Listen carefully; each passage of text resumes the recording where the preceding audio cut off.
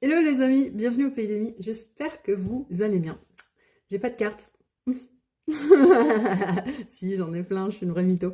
Mais j'ai pas envie de parler, de faire une guidance parce que j'ai envie tout simplement de vous faire passer un message sur la dépendance affective et tout ce qui est codépendance. Pourquoi? Parce que d'une, c'est ce que je peux expérimenter.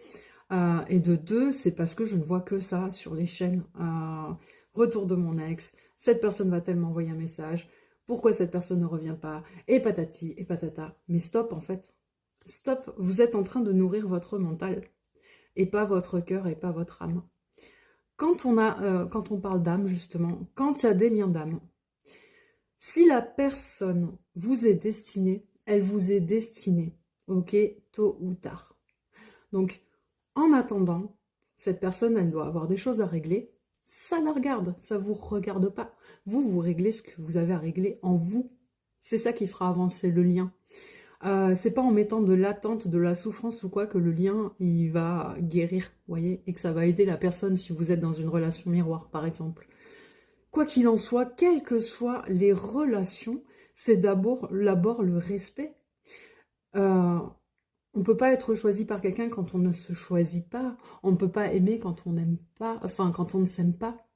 L'idée, c'est vraiment de se prioriser, d'arrêter de se faire souffrir tout seul, toute seule, de se dire, ok, je mérite mieux, et l'univers et les guides conspirent pour le meilleur. Si cette personne, elle ne revient pas, et bien finalement, on s'en fiche, ça la regarde.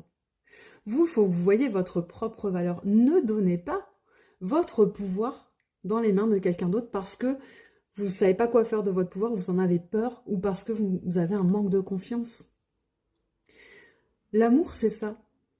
C'est déjà s'aimer soi-même, être conscient, consciente de qui on est, de la belle personne qu'on est, de savoir ce qu'on peut donner, ce qu'on est prêt à partager. Enfin, vous voyez, je ne vais pas vous faire le topo, vous savez qui vous êtes, normalement.